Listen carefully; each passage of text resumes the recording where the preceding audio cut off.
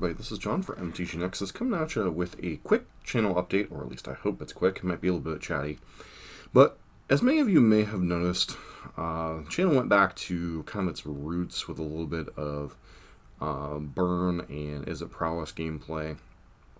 Throughout the years, we're working on year number 4 of the channel. We've had some ups, we've had some downs, I've had some downtime, I've basically quit the channel at points, taken breaks, etc. So there's been a lot, and you guys have put up with a lot for me. So just want to say thanks before I go into my kind of little update before Strixhaven drops here. So, as many of you may or may not know, the channel really grew last year from like January until July. July we hit a crescendo where we were like 20,000 some odd views. We got like 50 or 60 subscribers that month, etc. It was really a dynamic month. A lot of that I think was like the companion meta. There was a lot of new stuff going on in Modern and Pioneer. I've tried a lot of things over time, but the core of this channel has always been a red-based aggro meta for Modern. We've done some legacy stuff, we've done some Pioneer stuff. I've even branched out and done some World of Warcraft stuff on the channel. I've even done some standard stuff on the channel, some arena stuff, and generally the audience that was attracted to this channel was interested in Magic Online, was interested in Modern. There's been some other things. We had some people interested in Control decks, etc. So we hit that crescendo last July. Ever since then, things have kind of slid a little bit. A couple different things going on. I wasn't necessarily uploading as consistently. I wasn't finding interesting new content. Some of it was just, different things, me taking a break here or there, more red content coming into the footing, which is great. Poseidon, GG, and Mayashi all doing an excellent job with the content they're producing. So, more options, viewership gets spread a little bit. Things kind of continue to slide. I put more of an emphasis on channel numbers, get frustrated. Just kind of what's going on behind the scenes, what was going on behind the scenes that led to my burnout and break in December, January. As far as what's going on now, I'm not taking a break, but I did step back the content a little bit to where I'm enjoying what I'm doing regardless of what's going on with numbers and stuff, but I did go back to the base of the channel, which is red-based aggro. For January and February, I tried to mess with some quick hits, some casual gameplay of different decks that were popping up, etc. We popped a number here or there, but it really just it wasn't worth the sustained effort compared to what we were doing in last year. So I went back to the basics of the channel. Trying to do daily content. I kind of struggled with uploads the last couple days. I was actually out of town for a couple days and forgot. I had the stuff uploaded, I just forgot to post it with my phone. So, but in the end, it kind of works out because Thursday is kind of a drop dead date with Strixhaven coming out anyway. So any content that I would have made for the 2 days that I missed would just be it's kind of whatever. The meta is dead. Strixhaven's going to be coming out. There's some cards that people are excited about. Some new deck archetypes or some reworking of archetypes. There's the new white card that's a 0/1 that gets +2/+2 for each instant sorcery you cast. That's a lot of people interested in Boros Prowess, which is certainly something we'll explore as soon as I can get a hold of cards. I will rotate that in with the Burn and the Is It Prowess leagues. I'll probably be doing a little bit of extra content while that's going on, at least initially. Also, the card Rip Apart is coming out, which people are debating in the Burn Discord whether the sorcery speed's worth the flexibility. I personally think it is. Other people don't think it is. So we'll see how that goes. I kind of compare it to a sorcery speed of Braid that has the upside of dealing with an enchantment. So I think overall it's a plus for Burn. Frees up some sideboard slots. You don't have to worry about splashing green if you don't want to. For D-Rev and such, yeah, it doesn't do damage, but still deals with things. Overall, kind of a plus for the Burn thing. I did promise people that I would take a look at a landfall deck, and I still intend to do that the next day or so, get that video up. And also, someone mentioned wanting to see a little bit more Titan Shift, which is a deck I enjoy in small doses. It's not a deck that I personally would like to make a regular part of the rotation, because I think it's a very simplistic deck to play, even compared to something like Burn, which really says a lot, because I'm a red mage usually. But I did promise people that I would get those videos up, and that is certainly in the works. Something you may notice in here, I'm wearing a sling. Nothing too potentially serious right now. I don't know. I know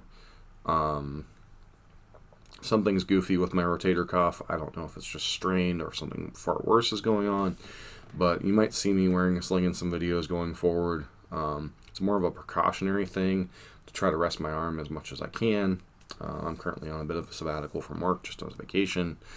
I took some time off last week and this week to go see my girlfriend and some other stuff. So, yeah, been doing that. But beyond that, just letting you know where things are kind of at. I'm not cutting out content on the channel. I'm just kind of going back to the basics, and that's kind of where we're at right now.